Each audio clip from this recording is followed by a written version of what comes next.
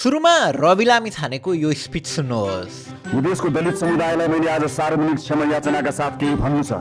यो सरकार शताब्दीदेखिको विभेदको, अन्यायको, अत्याचारको इतिहाससँग पहिलो पटक सामूहिक र सार्वजनिक माफी माग्दैछ, त्यो पनि यो सदनबाट।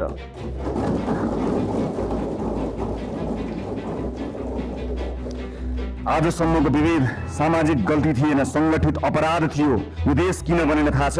किनकि जसका हातमा सिप थियो तिनलाई हामीले अछुत मान्यौँ। सदनबाटै सदियौँदेखि उत्पीडनको शिकार हुँदै आएका दलित तथा बहिष्कृत समुदाय समक्ष सरकारकै तर्फबाट माफी मागेको उक्त विषयको चर्चा इन्डियाको पार्लियामेन्टमा समेत भएको थियो। सभापति महोदय, नेपाल में नई सरकार बनी, उन्होंने कहा हम दलितों से सार्वजनिक रूप से माफी मांगेंगे कि जो हमने उनके साथ अन्याय किया। ये सदन कब उनसे माफी मांगा जिनके साथ हजारों साल अन्याय हुआ और आज भी उनको रोटी कपड़ा मकान के लिए अन्याय लड़ना पड़ता है। धन्यवाद सभापति महोदय। जय भीम, जय भारत। जनगणना 2078 अनुसार नेपालका 142 वटा भिन्ना भिन्नै जात जातिभित्र कयौँ यस्ता समुदायहरू छन् जसलाई समाजले युगौँदेखि जातकै आधारमा भेदभाव गर्यो, शोषण गर्यो, अधिकारहरूबाट वञ्चित गर्यो। तिनै सीमान्तकृत र उत्पीडित समुदायहरू मध्येको एउटा समुदाय हो बादी समुदाय। सबैभन्दा दुःख लाग्नुपर्ने कुरा हाम्रा लागि के हो भने जो बादी भन्ने बित्तिकै समाजको, राष्ट्रको, सरकारको हेर्ने दृष्टिकोण फरक छ। बादी भन्ने बित्तिकै त्यो यौन शोषण सबैले आँगालेका छन् कि भन्ने कुराको हामीलाई साह्रै दुःख लाग्छ। जङ्गबहादुर राणाले त नेपालको पहिलो लिगल कोड यानि कि मुलुकी ऐनमा बादीहरूलाई अनटचेबल कास्टको पनि सबैभन्दा अन्त्यतिर राखेका थिए। त्यसैले कुनै जमाना यो समुदायलाई अछुत जातको पनि अछुत यानि कि अनटचेबल्स अफ दि अनटचेबल्स भनिन्थ्यो। यसरी समाज र राज्यबाटै उत्पीडन भोग्नु परे पनि यो समुदाय आफैमा चाहिँ कल्चरली रिच छ। बादीहरू नाचगान र म्युजिकमा खप्पिस छन्। कल्चरली रिच हुनुको साथसाथै यो समुदाय एकदमै भिन्न पनि छ। बादीहरूको घर परिवारमा छोराभन्दा पनि छोरी जन्मिँदा बढी हर्षोल्लास आउँछ।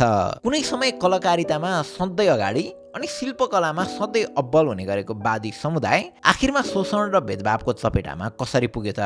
उनीहरूको इतिहासले के कुरा बोल्छ र बादी समुदायको अहिलेको अवस्था कस्तो छ त?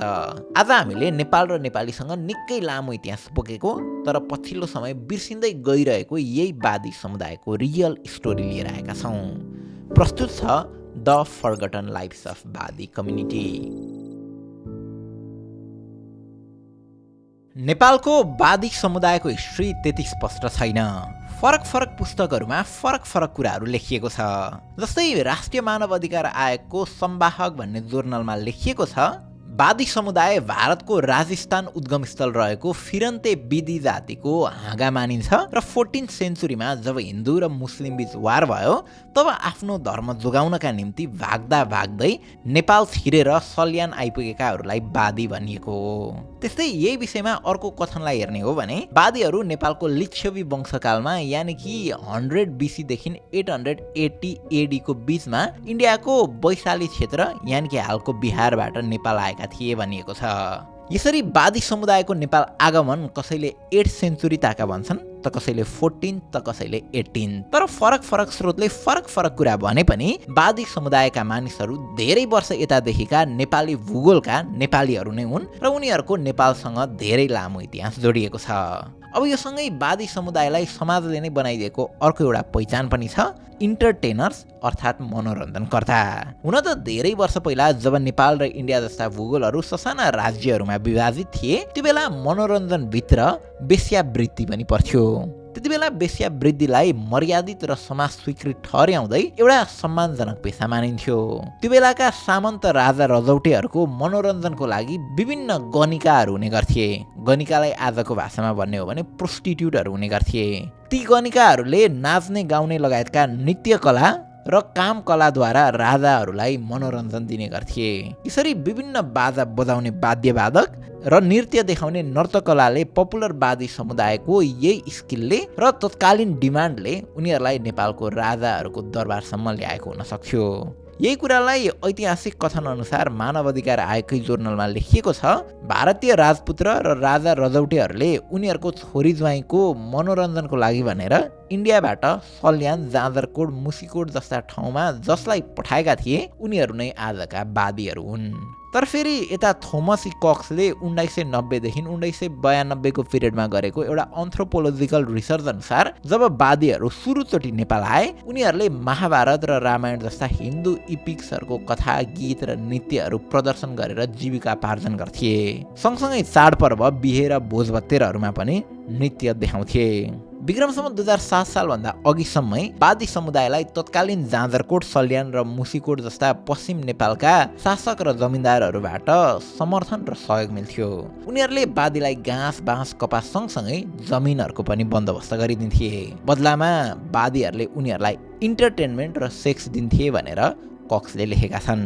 त्यस्तै कक्सले अध्ययन गर्ने क्रममा एउटा रोचक कुरा पनि सुनेका रहेछन् र त्यसलाई पनि उल्लेख गरेका छन्। नेपालको वादीहरू इन्डियातिर पनि आफ्नो कला प्रस्तुत गर्न जान्थे र कुनै समय तत्कालीन ईसानगर भन्ने इन्डियाको एउटा सहरको राजाले सल्यान घर भएकी वादीलाई आफ्नो रानी नै बनाएका पनि थिए। यो कुराले के प्रश्न पार्छ भने मनोरञ्जनको पेसामा लागेका वादीहरूको त्यो बेलाको लिभिङ स्ट्याटस राम्रो नै थियो। उनीहरूको कलाको, नृत्यको निकै ठुलो मोल थियो र कदर पनि थियो। यसरी नाच्ने, गाउने, बाजा बजाउने कला बिस्तारै पुस्तान्तरण हुँदै जान्छ र वादीहरूको परम्परा जसरी विकास हुन पुग्छ। नाचगान जस्ता मनोरञ्जनको लागि प्रयोग गरिने काठ र छालाबाट बनेका मादल, ढोल, डमरू, सारङ्गी, तबला लगायत विभिन्न किसिमका वाद्य वादन बनाउनेदेखि प्रयोग गर्ने भएकाले संस्कृत शब्द वाद्य अर्थात् म्युजिकल इन्स्ट्रुमेन्टबाट उनीहरूलाई वादी भनेर भनिएको हो भनेर धेरै ठाउँमा उल्लेख पनि भएको छ। यही कुरालाई वादीहरूको खास पहिचान शिल्पी तथा कलाकारितासँग जोडिएको देखिन्छ। तर समाजले दिएको वेश्यावृत्तिको ट्यागले भने उनीहरूको सबै कलालाई स्याडोमा पारिदिन्छ। उनीहरूसँग जोडिएको वेश्यावृत्तिको ट्यागको बारेमा ह्युमन राइट र सोसल एक्टिभिस्ट केशववादी नेपालीले वादी समुदायका अनम्यारिड वुमनहरू जसले हुने खाने वर्गका राजा रजौटेहरूको लागि नाच्ने, गाउने जस्ता कला प्रस्तुत गर्थे उनीहरूलाई तिनै राजा रजौटेहरूले सेक्सुअली एक्सप्लोइट गर्ने गर्थे। यसरी सो कल्ड हाई कास्ट हुने खानेहरूको शोषणमा परेर पुरै वादी समुदायलाई वेश्यावृत्तिको ट्याग लाग्न सुरु भएको थियो भनेर लेखेका छन्। अब 2007 सालपछि जब नेपालमा राणा शासन अन्त्य भयो र केही समय पछाडि महेन्द्रले पञ्चायती व्यवस्था लागू गरे वादीहरूको जीविकापार्जनमा पनि सँगसँगै गाह्रो हुँदै गयो। खासमा राजा महेन्द्रले ल्याएको भूमि सुधार सम्बन्धी नीतिले कसैले आफ्नो नाममा राख्न मिल्ने म्याक्सिमम ल्यान्ड एरिया तोकिदिएको थियो। यही हदबन्दीले गर्दा नेपालका जमिनदारहरूको शक्ति र आमदामी खोसिन थाल्यो, जसले गर्दा उनीहरूले मनोरञ्जनमा थप खर्च गर्न सक्दैनन्, जसले गर्दा वादी समुदायहरू पनि आमदामी विहीन बन्न पुग्छन्। वैकल्पिक जीवनयापनको अप्सन नभए पछाडि उनीहरू घुमन्ते र मगन्ते हुँदै दुःख गरेर बाँच्न बाध्य हुन्छन् र केही नलागे पछाडि वेश्यावृत्ति अपनाउँछन्। कक्सले लेखेका छन् जब शासक र जमिनदारहरूले वादीहरूलाई सहयोग र साथ दिन्थे वेश्यावृत्ति तिनै जमिनदार शासकहरू र केही सीमित आफन्तीहरू बीच मात्रै हुन्थ्यो। जताभावी वेश्यावृत्तिको जरुरत थिएन र आवश्यक पनि थिएन। तर उनैका अनुसार सहारा विन भए पछाडि भने वादीहरूको प्रोस्टिट्युटिङ इन्क्रिजिङ नम्बर अफ मेनसँग हुन थाल्छ भनेर लेखेका छन्। अब 1960 र 70 को दशकमा नेपालमा रेडियो, सिनेमा लगायतका मनोरञ्जनका विभिन्न माध्यमहरू पनि प्रयोगमा आउन थाल्छन्, जसको केही अंश हामीले हिस्ट्री अफ नेपाली सिनेमामा पनि गरेकै थियौँ। यसरी नाच्ने, गाउने जस्ता मनोरञ्जनको लागि देशव्यापी रूपमा सिनेमा अनि अडियोको प्रयोग बढे पछाडि वादीहरूको परम्परागत नाच्ने, गाउने, पर्फर्म गर्ने कलाहरूको पनि डिमान्ड कम हुन थाल्छ, जसले गर्दा उनीहरूको जीविको थप मर्कामा पर्छ र उनीहरू आफ्नो निर्वाह गर्ने क्रममा नेपालगञ्ज, घोराई, तुलसीपुर जस्ता पश्चिमी तराईका क्षेत्रतिर झर्छन् र यौन व्यवसायलाई विस्तार गर्न बाध्य हुन्छन्। अब अन्य व्यवसाय अथवा अरू नै पेसा गर्नुको साटो वेश्यावृत्ति नै किन गरेको भन्नेमा चाहिँ कक्सले पेपरमा के लेखेका छन् भने त्यो बेलाको समयमा आम जनताले जसरी खेती किसानी लगायत अन्य पेसामा जसरी मेहनत गर्थे वादीहरूले त्यति धेरै मेहनतै नगरी हुने खाने वर्ग र जमिनदारहरूको आडमा लग्जरी जीवन बिताएका थिए, जसले गर्दा जब एक्कासी त्यो एउटा पिलर या भनौँ सहारा हराउँछ उनीहरूले लो पेइङ जब्स र धेरै मेहनत गर्नुपर्ने काम भन्दा पनि सजिलो बाटो अपनाउन थाल्छन् र प्रोस्टिट्युटको काम रोज्छन्। त्यो कुरालाई सत्य मान्न भने निकै गाह्रै पर्छ, किनभने यहाँ कुरा वादीहरूको रोजाइ भन्दा पनि उनीहरूको बाध्यतासँग गएर जोडिन्छ। किनभने 1910 मा तत्कालीन राणा प्रधानमन्त्री जङ्गबहादुर राणाले नेपालको इतिहासकै पहिलो लिगल कोड मुलुकी ऐन लागू गर्दै गर्दा वादीहरूलाई अछुत वर्गको पनि सबैभन्दा तलको जात मानिएकाले नेपालको कास्ट सिस्टममा वादी समुदायलाई अनटचेबल अफ दि अनटचेबल्स भनेर पनि भनिन्थ्यो। जातीय भेदभाव र छुवाछुतको चपेटामा परेर बादी समुदायले समाजमा सम्मानजनक तरिकाले बाँच्न पाएनन्। वर्षौंसम्म अवहेलना र तिरस्कार सहेर उनीहरू बाँच्न बाध्य भएका थिए अनि अन्य कुनै पेशा गरेर गरी खान समाजले पनि दिएको थिएन। तत्कालीन समाजको पाखण्डीपन कतिसम्म थियो भने बादीले छोएको पानी खान समेत नहुने सो कल्ड हाइकास्ट मान्छेहरू नै बादीसँग यौन सम्पर्क गर्न लुकीछिपी जाने गर्थे। अब समाजले लालछना गरे जस्तै बादी समुदायका सबै बेस्या वृद्धिमै लागेका थिए भन्ने पनि थिएन। जस्तै कक्सको रिसर्च पेपरमा लेखिएको छ, मुसिकोटमा प्रोस्टिट्युटिङ कल्चर नै थिएन र त्यहाँका बादी पुरुषहरूले इन्डियातिर गएर लेबर कामहरू गर्नेदेखि जग्गा जमिन हुनेहरूले खेती किसानी गरेर बसेका थिए। कोही कोहीले त घोडाहरू पनि पालेका थिए। अब यता 2012को युनाइटेड नेसन्सको यो रिपोर्टमा उल्लेख भएअनुसार 2008सम्म पनि 1/3 भन्दा बढी बादीहरू होमलेस थिए र 2/3 बादीहरू सार्वजनिक जमिनमा बस्न बाध्य थिए। यो कुराले के देखाउँछ भने यदि बादीहरूसँग घर या जग्गा जस्तो सम्पत्ति आफ्नो नाममा थोरै मात्र भएको भए पनि उनीहरूले समाजको छुवाछुत सहन पर्दैन थियो। तर जसको केही थिएन उनीहरूले सबैभन्दा धेरै शास्ति खेप्नु पर्थ्यो। फलस्वरूप पाखण्डी समाजमा लुकी छिपी हुने त्यही एउटा बेस्या वृद्धिलाई उनीहरूले परिवारको पेट पाल्ने माध्यम देख्छन्। अब बादी समुदायसँगै जोडिएको अर्को सोकल्ड परम्परा नथ्या खोल्ने सेरोमनी पनि हो, अर्थात् पहिलो चोटिको शारीरिक सम्बन्धको सेरोमनी, जसमा एभरेजमा 13 वर्ष उमेर पुगेका कलिला कुमारी बादी नाबालिगहरूलाई प्रोस्टिट्युटको लागि बाटो खोलिन्थ्यो। यसरी सानो उमेरमै बादी नाबालिगहरू यौन कर्मी बन्न बाध्य हुन्थे। सानो उमेरबाट नै ती कलिला अबोध बालिकाहरूको वेश्यावृत्तिको भविष्य कोरिन्थ्यो, जसले गर्दा परिवारको मुख्य आय स्रोतको मूली यानि कि ब्रेड विनर उनीहरू नै हुन्थे। छोरी जन्मिएपछि घरमै आएर राजाहरूले उनीहरूलाई एक हिसाबले बुक गरेर जान्थे र उमेर पुगेपछि उनीहरूको नथी खोलिदिने या भनौँ पहिलो पटक शारीरिक सम्बन्ध राख्ने गर्थे। त्यसको बावजुद ती बादी परिवारले राजाहरूबाट संरक्षण पाउँथे, पैसा पाउँथे, कतिले बस्न खानका लागि घर जमिन पनि पाउँथे। यही कुरालाई चलचित्र लाली बजारले पनि मजाले देखाएको छ। चलचित्रमा छोरी जन्मिँदाको खुसीलाई पोर्ट्रे गरेको यङ्स हेर्नुहोस् त। बधाई छ काकी। के भयो? नातिनी जन्मी। अब मेरी छोरीको दुःखका दिन गए। छोरा जन्मिँदा खुसी हुने यो पुरुष प्रधान समाजमा बादी समुदाय सायद यस्तो अल्पवाद हो जहाँ छोरीको जन्म भएपछि अब सुखका दिनहरू आए भनेर हर्ष उल्लास हुन्छ, अनि छोराको जन्म भयो भने चाहिँ नाक खुम्चाइन्छ। मे 1मा रिलिज हुन गइरहेको लाली बजार मुभीमा यही बादी समुदायको कट्टु यथार्थलाई चित्रण गरिएको छ। अब सानै उमेरबाट विभिन्न वर्गका पुरुषहरूसँग शारीरिक सम्पर्क राखेर जीविका चलाउने र जेनेरली बर्थ कन्ट्रोलको कुनै पनि कुरा नअपनाउने भएपछि कहिलेकाहीँ उनीहरूबाट बच्चाहरू पनि जन्मन्थ्यो। अब नेपाली समाजमा अहिलेसम्म पनि सन्तानको थर पुरुषको थरबाट नै राख्ने चलन छ। तर बादीहरूबाट जन्मिएका सन्तानलाई भने ती पुरुषहरूले कहिल्यै पनि अपनाउँदैनथे। बादीहरूले कानुनको ढोका ढकढक्याउँदा पनि न्याय पाइँदैन थियो, किनभने कानुनले पनि उनीहरूलाई समाजकै लेन्सले हेर्थ्यो। प्रोस्टिट्युटले सन्तानको भाउ चिन्दैन भनिन्थ्यो। यसरी सरसर्ती हेर्दा बादी समुदायलाई न त समाजले न त सरकारले नै कुनै पनि प्रकारको साथ र सहयोग गर्यो। त्यसैले सामाजिक र आर्थिक फ्याक्टरले नै उनीहरूलाई धेरै मार्कामा पार्छ, पहिचानविहीन बनाउँछ, जसकै इफेक्टले उनीहरूको शिक्षा तथा स्वास्थ्य पनि एकदमै दयनीय हुन्थ्यो। 2012को युएनको रिपोर्टमा उल्लेख भएअनुसार सल्यानको एउटा स्कुलमा 12 वर्षकी बादी बालिकालाई कन्टिन्युअस ह्यारेसमेन्ट भएकोले स्कुल नै ड्रप गर्नु परेको कुरा उल्लेख भएको छ। अहिलेको पिरियडमा पनि बादी समुदायको लिट्रेसी रेट जम्मा 25% मात्र छ र हायर एजुकेसन पाउने युथहरू त जम्मा 3% मात्र छन्। त्यस्तै कक्सकै रिसर्चमा उल्लेख भएअनुसार 1990 देखि 92 ताका नेपालगञ्ज दाङ जस्ता क्षेत्रमा प्रोस्टिट्युटमा संलग्न बादी महिलाहरू मध्ये 70%लाई सेक्सुअली ट्रान्समिटेड डिजिज देखिएको थियो। अहिले पनि सानै उमेरमा बच्चा जन्मिएकाले बादी समुदायका महिलाहरूमा प्रजनन लगायत विभिन्न खालको रोग लाग्नेदेखि उचित खानपिनको अभावमा बादी समुदायका बालबालिकाहरू कुपोषणको शिकार हुने गरेको कुरा देखिन्छ। अझै पनि बादी समुदायले अवहेलना र वेश्यावृत्तिको ट्यागबाट छुटकारा पाउन सकेका छैनन्। 2022मा चन्द्रबहादुर कटवालले दैलेखमा गरेको एउटा स्टडीले के देखाएको छ भने उनीहरूको सेक्स वर्करको आइडेन्टिटीले गर्दा नै 87.5% बादी महिलाहरू डोमेस्टिक भायोलेन्सको शिकार बन्ने गरेका छन्। अब यो सँगसँगै national population and housing census 2021ले नेपालमा बादी समुदायसँग बिलङ गर्ने मानिसहरू 11,470 जना रहेको तथ्य निकालेको थियो। तर 10 वर्ष अगाडि 2011 मा जनगणना गर्दा बादीहरूको जनसङ्ख्या 38,603 देखिएको थियो।